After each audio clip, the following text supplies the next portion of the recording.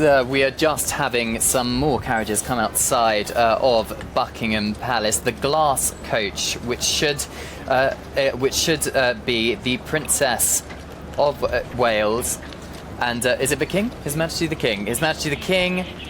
And the King and the Queen we are just seeing here. They are in the Scottish State Coach. Of course, adaptations have been made for His Majesty to take part in this royal procession and indeed the King's birthday parade. Due to his ongoing cancer treatments, he clearly has been very determined, historian Tessa Dunlop, to take part today.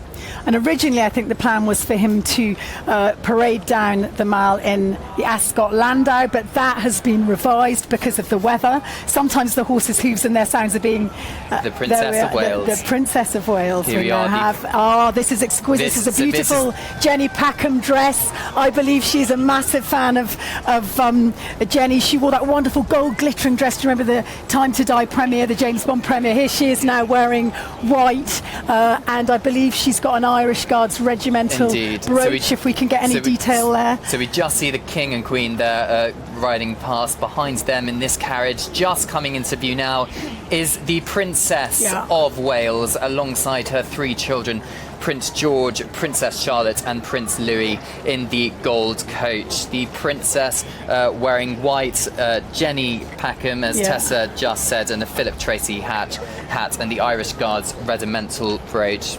Are we allowed to give them away? I'm giving them an unprofessional wave there. Come on, good for them. And they've nailed it, even if the weather hasn't. It's quite wonderful, isn't it? Prince George, Princess Charlotte, Prince Louis looking out the window at us, the media, and about to see the huge crowds which have listen to the roar now. Roar of the crowds here. I think incredibly excited, of course, to see the King, but perhaps the Princess of Wales as well.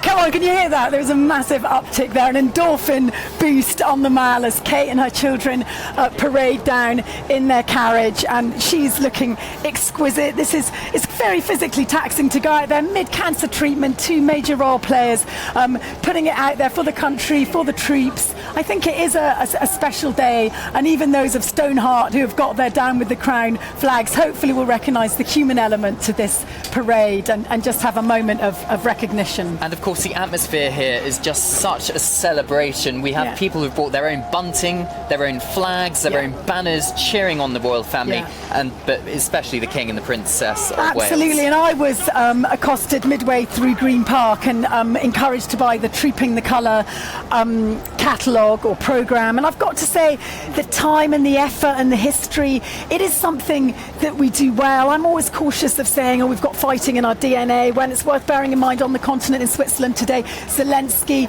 met with major European players about how to bring peace in the East. We're a continent at war. We need to revere and look after our military. We need to encourage recruitment, and one of the ways of keeping them centre stage in their story is by, of course, marrying them to the royal family, which they've always been right back since post-Civil War, when this tradition first started under Charles II, became an establishment event, national event under the Hanoverians and George III.